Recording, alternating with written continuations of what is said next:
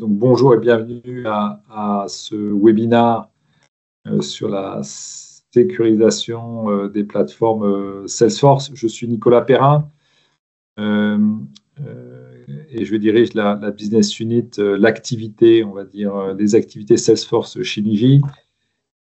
Très heureux de vous avoir avec nous ce matin. Nous vous remercions de votre présence. Quelques consignes. Merci de poser vos questions éventuelles au fil de l'eau. Dans le chat, nous avons gardé une petite session de Q&A à la fin du débrief. Ce débrief est enregistré, comme tous les webinaires Niji. Il sera accessible sur notre chaîne YouTube d'ici quelques jours pour le revivre ou pour le partager. Dernier point, merci de bien veiller à couper vos micros qui pourront être réouverts en fin de session. Voilà, donc on y va. La cybersécurité, donc vous le savez, c'est très certainement, on en parle beaucoup, c'est une considération vitale pour toutes les organisations, avec les risques financiers et les risques de réputation que ça implique.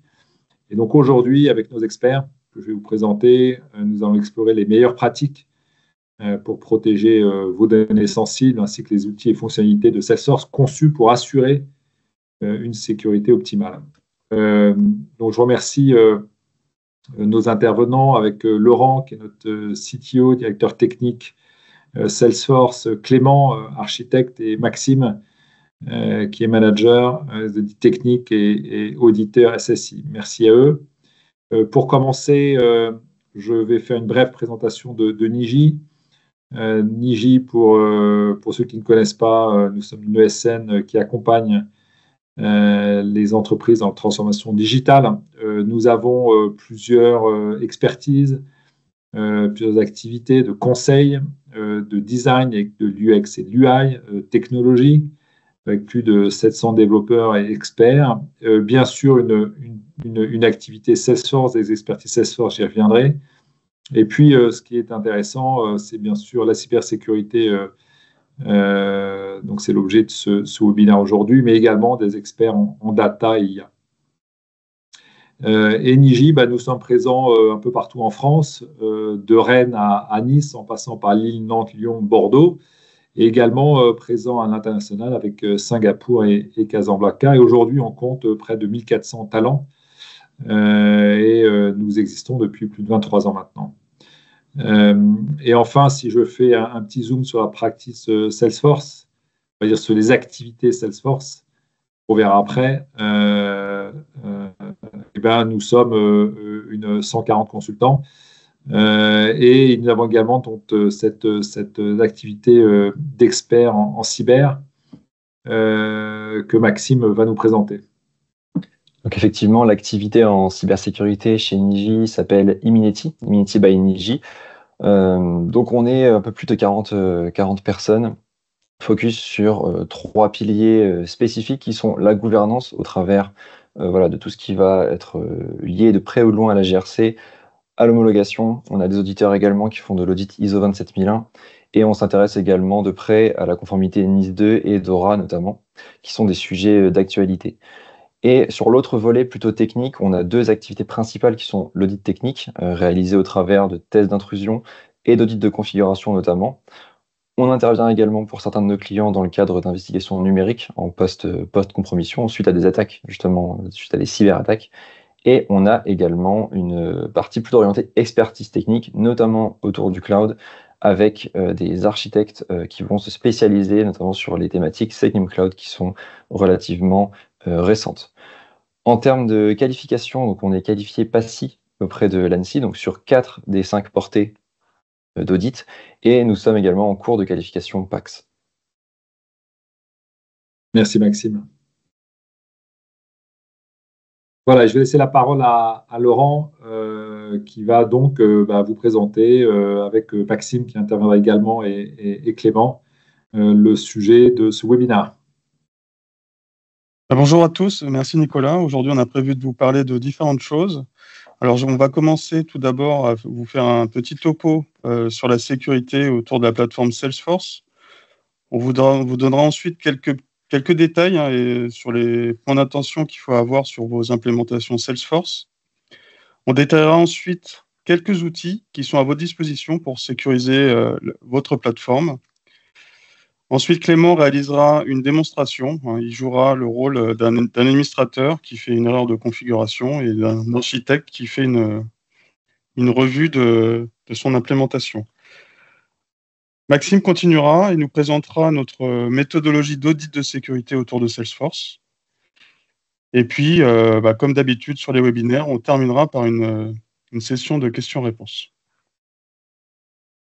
Commençons par la sécurité de la plateforme Salesforce. Alors, les enjeux de sécurité de sécurité sont très importants, sont devenus de plus en plus importants pour les entreprises, puisque la numérisation est croissante, il y a de plus en plus d'applications dans les entreprises, il y a notamment de plus en plus de solutions SaaS, et Salesforce est une solution SaaS. Et donc, ce webinaire, le sujet de ce webinaire, c'est d'adresser ce point. Voilà, tout ce qui est cyberattaque, vol de données, fraude en ligne, c'est de plus en plus courant. On est vraiment à une échelle très industrielle aujourd'hui. C'est de plus en plus sophistiqué et voilà, et les conséquences, elles peuvent être très désastreuses pour les entreprises. Il y a la réputation, il y a aussi des risques financiers qui peuvent être importants. Alors, en quoi ça concerne Salesforce, tout ça? Salesforce, c'est une solution, c'est une plateforme qui est sécurisée, mais qui reste quand même très paramétrable.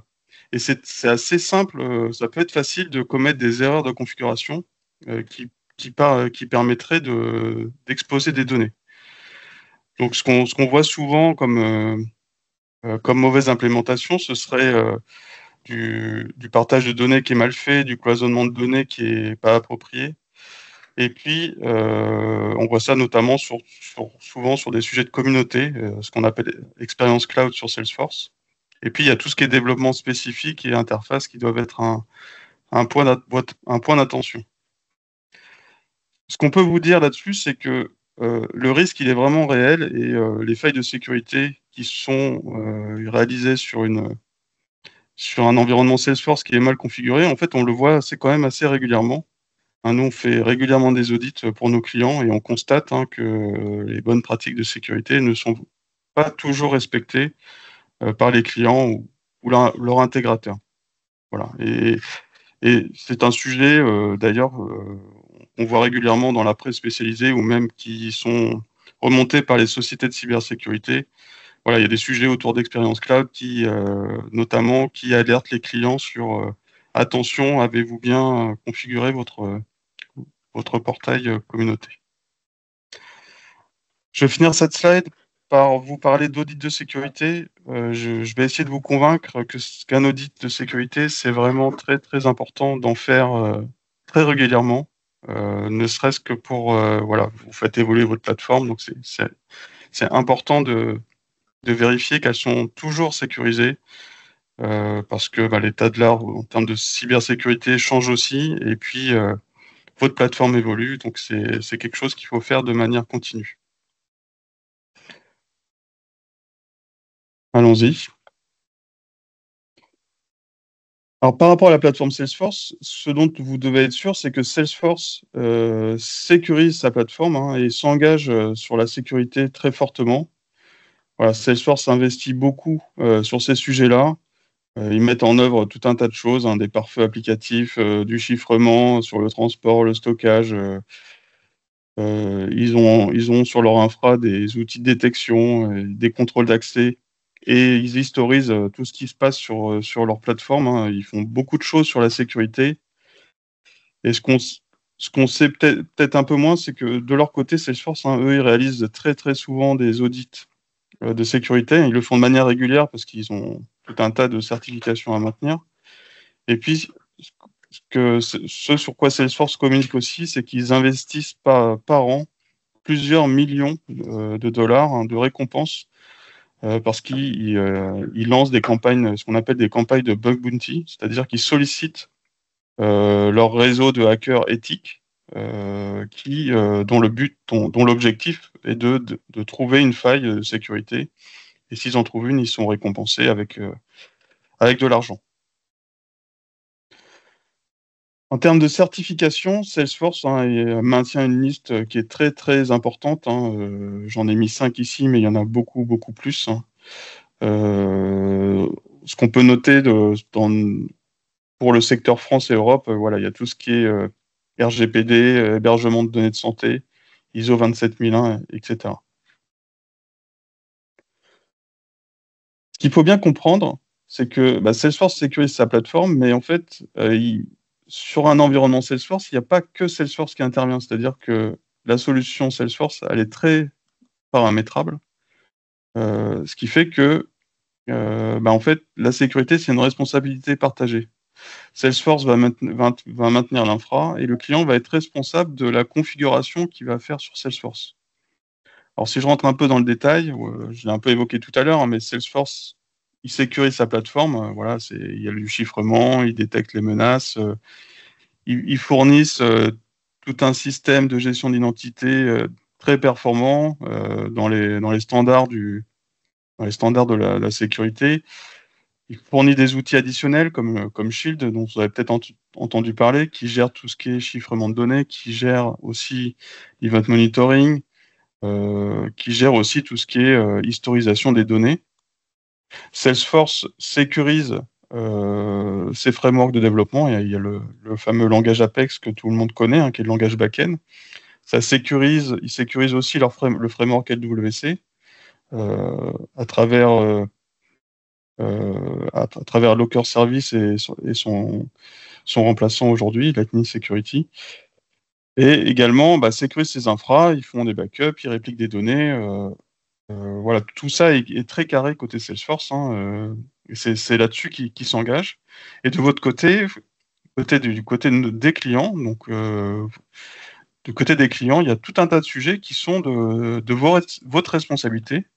C'est de gérer correctement tout ce qui est authentification, gestion des utilisateurs. Alors, on va rentrer un peu dans le détail dans quelques slides sur ces sujets-là. Donc, je vais juste en faire un petit résumé. Il y a tout ce qui est cloisonnement de données dont vous êtes responsable, qui voit quoi, parmi vos utilisateurs, qu'ils soient internes ou externes, sur un portail par exemple. Vous avez aussi la responsabilité de faire des développements qui sont sécurisés, qui respectent les bonnes pratiques de sécurité. Et puis, il y a tout ce qui est interface. Voilà, vous avez la responsabilité d'utiliser des mécanismes d'authentification qui sont les plus sécurisés possibles. Je vais ensuite vous parler, donc par rapport à ça, Salesforce, eux, ils tentent, ce qu'ils s'efforcent à faire, c'est d'informer au maximum leurs clients et leurs partenaires sur quelles sont les bonnes pratiques de sécurité à suivre. Et pour ça, ils ont mis à disposition un portail de sécurité pour les clients et les partenaires. Le site, c'est security.salesforce.com. Et donc, allez voir ce portail. Il y a énormément d'informations et de bonnes pratiques de sécurité qui permettent de configurer son environnement Salesforce dans les règles de l'art et surtout de ne pas faire d'erreur de configuration ou de contournement qui engendrerait des problèmes. Je vais maintenant vous parler des points d'attention que vous devez avoir sur votre plateforme Salesforce. Quels éléments de configuration ou de développement doivent avoir une attention particulière parce qu'ils peuvent entraîner des problèmes de sécurité si ils ne sont pas correctement respectés. Il y a tous les sujets concernant la plateforme et d'authentification. Alors sur Salesforce, vous avez une entrée dans le menu de configuration qui permet de voir tout ce qui est mise à jour critique. Et beaucoup de ces mises à jour critiques concernent la sécurité. Donc c'est très important de les consulter régulièrement et surtout d'anticiper les actions qui sont liées à ces mises à jour critiques. Sur la plateforme Salesforce, vous avez accès à des outils intégrés, je vais en parler tout à l'heure. Vous avez tout un tas d'outils, le Salesforce Optimizer, le Health-Check, plusieurs outils qui vous permettent de contrôler l'état de la sécurité de votre plateforme. Je vais vous montrer ça tout à l'heure. Ensuite, vous avez tout ce qui est authentification. Salesforce fournit tout ce qu'il faut pour gérer l'identité des utilisateurs. Faut-il encore que vous configuriez une politique de mot de passe qui soit suffisamment forte. que vous ayez mis en place du SSO, par exemple, pour être, on va dire, uniforme avec tout votre système d'information.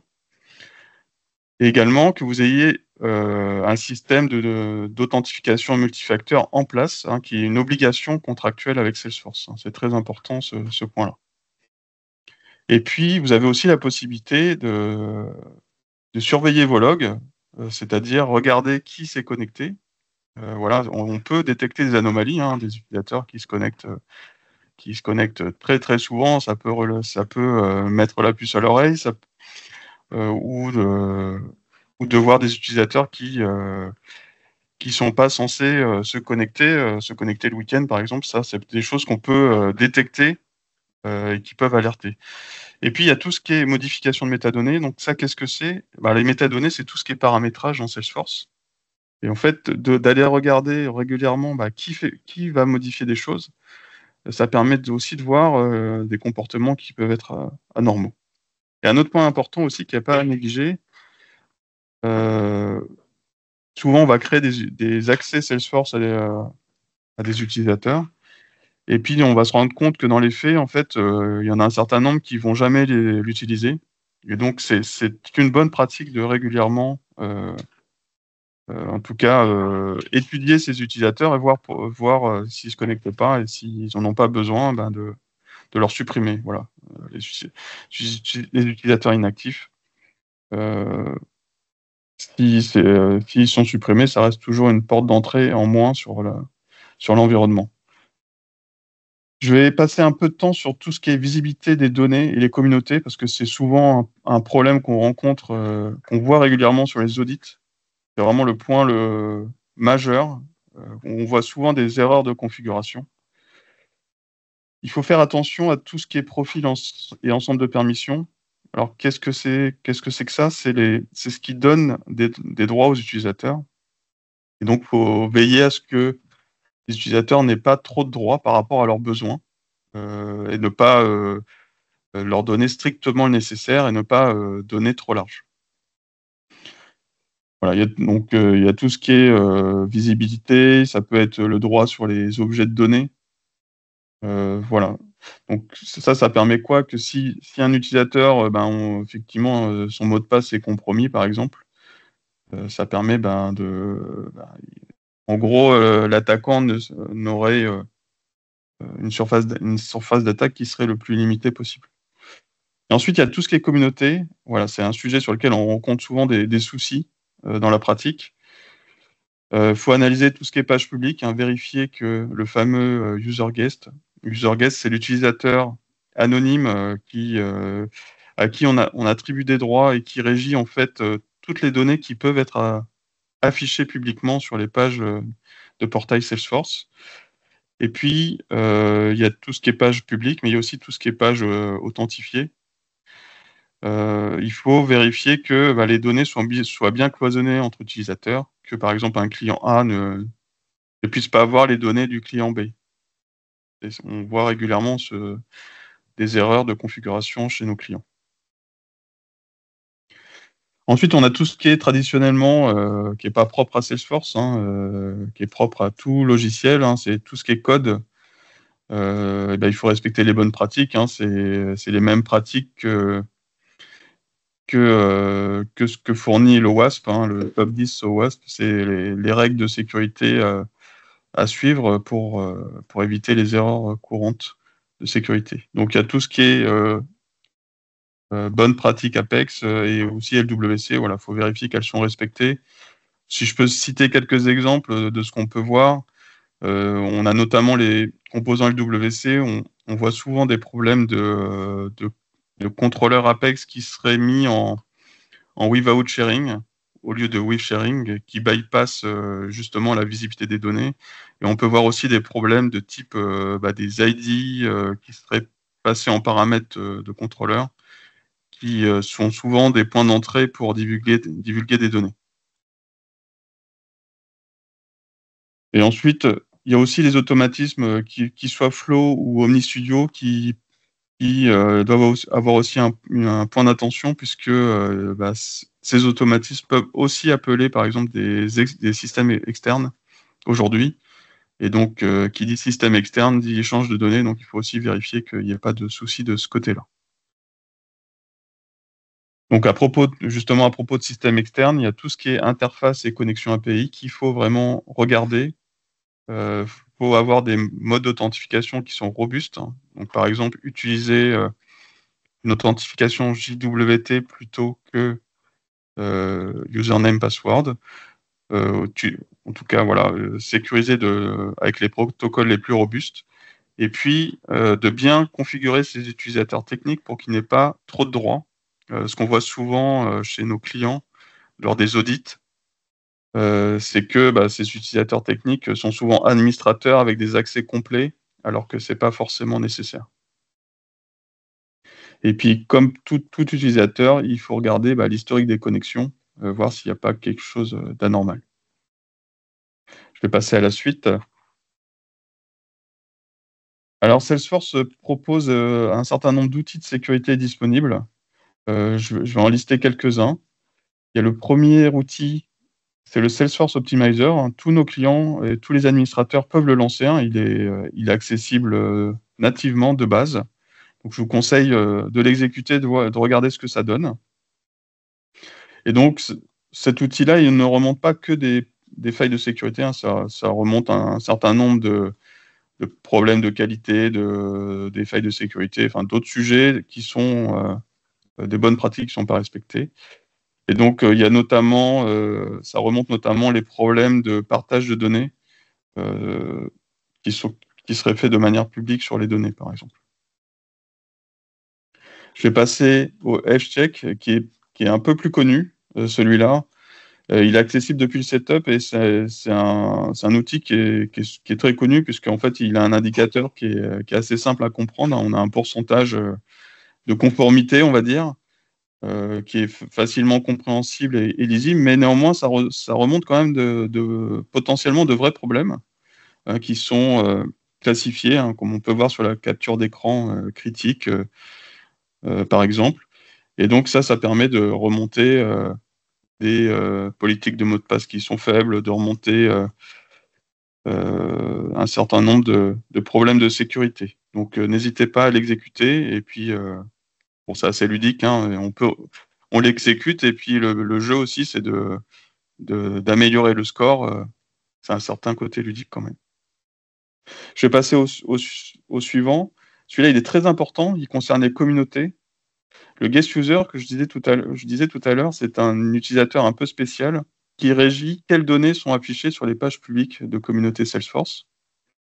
Et ce rapport permet d'afficher de manière exhaustive et synthétique qu'est-ce qui est ouvert en fait publiquement. Et en fait, ça permet de vérifier rapidement et de voir de potentiels problèmes. Si par exemple vous voyez, je sais pas, des données case, des données contrats, etc., il faut s'alerter immédiatement, par exemple. Ça veut dire que potentiellement un attaquant pourrait récupérer quelque chose. Je vais passer ensuite au Permission Summary. Alors, Permission Summary, c'est un outil que je trouve vraiment super, puisque dans Salesforce, c'est parfois compliqué pour un utilisateur de savoir à quoi il a accès exactement, puisque aujourd'hui, un utilisateur, il peut avoir un profil, il peut avoir plusieurs permission sets. Et en fait, auparavant, il fallait aller sur le profil, sur les permission sets, puis se faire un peu la synthèse de tout ça, ce qui était parfois un peu difficile. Et là, ce nouvel outil, il est vraiment très intéressant parce qu'en fait, il fait la synthèse de tous les profils et permission sets, et ça permet d'avoir une vue vraiment synthétique de ce qu'il peut faire sur la plateforme. Et on peut voir, on pourrait voir effectivement que, en fait, il a des permissions qui lui sont pas nécessaires.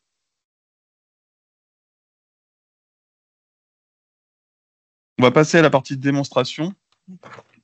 Et là, je vais laisser la main à Clément, qui va jouer le rôle d'un administrateur et d'un architecte.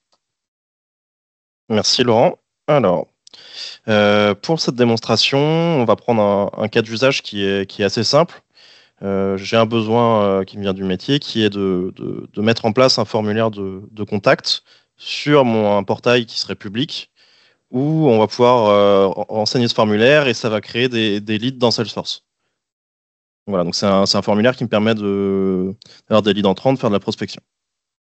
Donc la démo va être en 2 étapes. C'est d'abord, je vais prendre la casquette de l'administrateur qui doit paramétrer ce formulaire. Et ensuite, je vais prendre le rôle d'architecte qui va faire la revue de cette implémentation et qui va regarder les problèmes de sécurité liés. Donc d'abord, en tant qu'administrateur, j'ai des difficultés pour faire fonctionner ce formulaire. Je dois donner des droits sur lead, mais j'arrive pas à trouver le bon type de droit. Donc la manière la plus simple, c'est je vais dans mon sharing model, donc dans sharing settings dans mon setup, et je vais créer une sharing rule sur lead qui va donner accès à lead pour le guest user, ce dont parlait Laurent tout à l'heure, c'est-à-dire l'utilisateur public. Donc une fois que c'est fait, là c'est bon, mon formulaire il marche. J'arrive à créer des leads. Et donc là, je vais envoyer en revue mon paramétrage à un architecte. Donc maintenant, je prends la casquette architecte. Moi, je vois cette sharing rule. Forcément, ça doit m'alerter et m'indiquer qu'il y a potentiellement un risque de sécurité sur ma plateforme. Donc ça, je vais pouvoir le démontrer et ça permettra aussi de sensibiliser les équipes à ces problématiques de sécurité. Donc pour faire ça, je vais utiliser un outil qui s'appelle Burp, qui est un outil gratuit dans sa version Community. Donc n'importe qui pourrait utiliser cet outil. Cet outil me permet de faire quoi? Il me permet de, quand je navigue sur mon navigateur, de venir récupérer les requêtes web qui passent derrière. Et je vais pouvoir les manipuler, jouer avec, et c'est ce qui va me permettre de réaliser une attaque, de simuler une attaque sur mon site. Donc voilà, donc là j'ai mon community. Ici on voit bien que je ne suis pas connecté. Je suis concrètement comme quelqu'un qui trouverait votre formulaire de contact via Google et il arrive sur la page, il peut faire la même chose. Alors là je suis dans mon outil Burp, là j'ai toutes mes requêtes web qui passent. Là je vois, ok, c'est mon site Experience Cloud. Je vais pouvoir sélectionner une requête. Hop.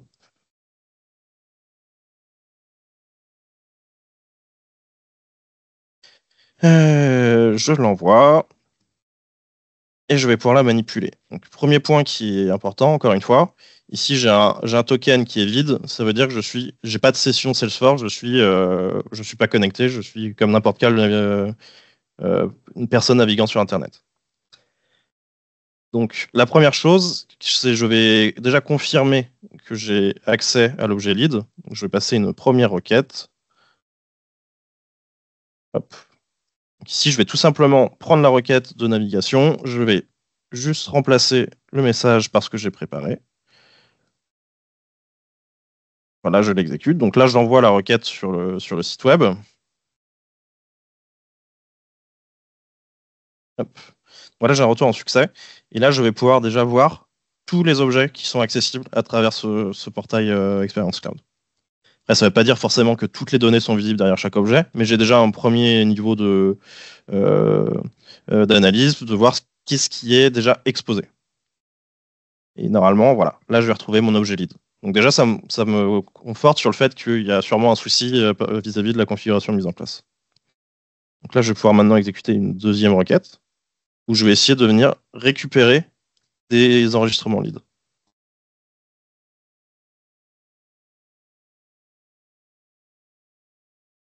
Voilà, je l'exécute. Et donc là, ça me retourne un succès. Et je retrouve directement le JSON, donc vraiment toutes les données des enregistrements lead dans la base Salesforce. Donc là, je suis pas connecté, j'ai aucun accès à Salesforce et pourtant j'arrive à extraire des données du CRM.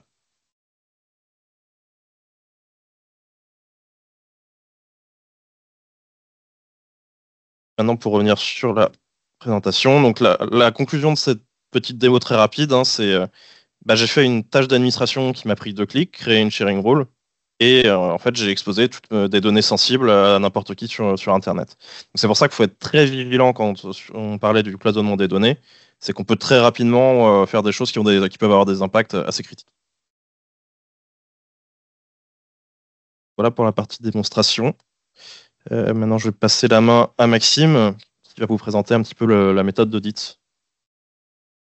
Très bien, merci Clément pour la présentation. C'est intéressant, ça me permet justement de faire le lien avec les typologies d'audit qu'on va réaliser nous chez Niji, puisque c'est typiquement ce genre de tests qui vont être effectués. Alors à une échelle plus importante, puisque l'idée va être d'être le plus exhaustif possible. Et au travers donc, de ces audits, on est généralement amené à réaliser pour nos clients 3 types d'audits distincts, chacun ayant leur spécificité, chacun ayant également leur avantage. L'idée, voilà, c'est plutôt de démystifier un petit peu ces types d'audits et plutôt de vous expliquer en quoi ils consistent. Le premier étant l'audit donc en boîte blanche, en white box, qui va généralement être un hybride entre un test d'intrusion et un audit de configuration. L'idée étant pour les auditeurs d'évaluer de manière la plus exhaustive possible le niveau de sécurité d'une application. Donc, c'est-à-dire en ayant également le plus d'informations possible en entrant. Donc, ça peut être un accès à l'environnement, ça peut être des accès administrateurs, ça peut être un accès au code source. L'idée étant d'identifier le plus de vulnérabilités possible, d'identifier le plus de mauvaises configurations possibles, et de faire en sorte que ces données puissent être passées en entrant aux audits en boîte grise et en boîte noire, dont on va parler juste après. Justement, l'audit en boîte grise vient se placer au milieu, en fait, entre une notion de réalisme d'attaque et une notion d'exhaustivité. L'idée étant de se faire passer pour un ou plusieurs utilisateurs de manière à évaluer une application au travers de ses fonctionnalités.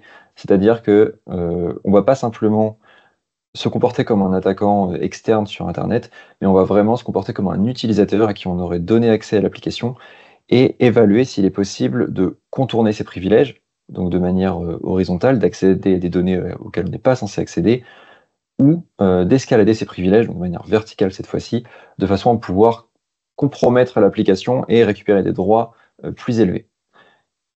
Et on va avoir également donc l'audit en boîte noire qui se rapproche le plus d'un audit réaliste, d'une attaque réaliste, mais qui pour le coup va être moins exhaustive, puisque l'idée étant de se faire passer pour un utilisateur lambda sur Internet, et c'est typiquement le cas qui a été présenté juste avant par Clément, où on va, sans aucune connaissance préalable sur l'environnement qu'on va attaquer, donc sans compte utilisateur, simplement avec en fait l'URL qui nous est fournie ou qu'on peut trouver sur Internet publiquement, on va tenter de voir ce qu'il est possible de faire, on va tenter de voir si on peut récupérer un accès authentifié, on va tenter de voir si on peut identifier des vulnérabilités, exfiltrer de la donnée, voilà, ce genre de choses.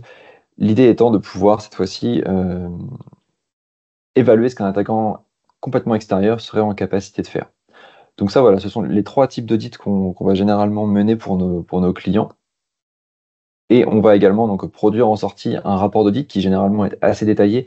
Le but étant de pouvoir à la fois donner une synthèse du niveau de sécurité, donc selon nous, ce qui a été identifié, les vulnérabilités et les recommandations associées, et dans un second temps, une partie beaucoup plus détaillée qui va reprendre l'ensemble des tests qui ont été effectués et surtout vous fournir l'ensemble des éléments permettant de comprendre les vulnérabilités et permettant de les reproduire si vous le souhaitez. Donc voilà, après en termes de référentiel, généralement les audits vont être réalisés au travers de référentiels publics. On peut citer notamment le Top 10 OWASP, qui est un organisme universel international qui fournit de manière régulière un classement des vulnérabilités les plus populaires, les plus dangereuses également en environnement web. Et on va également se baser sur des référentiels officiels, tels que ceux fournis par l'ANSSI par exemple. Donc voilà généralement comment on réalise nos audits. Et donc on vous a mis également un exemple de la structure de nos rapports d'audit, de façon à ce que vous puissiez visualiser à quoi ressemblent, donc notamment les parties plutôt managériales. L'idée étant dans ces éléments-là de pouvoir vraiment donner de l'information aux parties prenantes, donner de l'information aux décideurs également, pour pouvoir comprendre quels sont les risques associés, puisque effectivement identifier une vulnérabilité et la présenter de manière technique, c'est important, mais il faut également pouvoir la vulgariser et pouvoir la traduire en risque, de façon à pouvoir prendre les bonnes décisions derrière d'un point de vue remédiation. Ok, merci. À travers cette présentation, j'espère qu'on vous a convaincu de l'importance des enjeux de sécurité autour de Salesforce et au sens plus large même des applications SaaS. Nous avons une démarche d'audit autour des plateformes Salesforce qui est très différenciante. Elle apporte un vrai bénéfice à nos clients. Ce que je pourrais dire en premier, c'est qu'elle apporte une vraie réponse à nos clients parce qu'ils ont souvent du mal à couvrir correctement les applications SaaS. Et donc, nous, on sait apporter ça sur la plateforme Salesforce. Et on sait couvrir tous les clouds Salesforce en passant par les spécificités marketing, Core CRM, Data Cloud, par exemple. Voilà, c'est une vraie force chez Niji, pour Niji. Et du fait qu'on fasse ces audits avec des compétences mixtes, cybersécurité et Salesforce, ça permet d'avoir une méthode d'audit qui est dans les standards de la cybersécurité. C'est très, très carré. Et puis, les tests d'intrusion, ils se font avec une vraie connaissance de la plateforme. On ne teste pas à l'aveugle et ça, c'est vraiment très important. Alors, on va passer maintenant à la question ou question-réponse. Donc, si vous avez des questions, n'hésitez pas à prendre la parole. Prendre la parole ou poser des questions dans le fil de conversation. Voilà, donc vous avez compris le temps que vous écrivez le message que ce n'est pas la plateforme Salesforce qui n'est pas sécurisée, c'est plutôt la façon dont on la paramètre et la façon dont on l'intègre qui peut poser des problèmes. Et donc l'équipe se tient à votre disposition effectivement pour vous accompagner si vous le désirez dans cette démarche d'audit et de sécurisation de votre plateforme Salesforce. Merci beaucoup et bonne journée.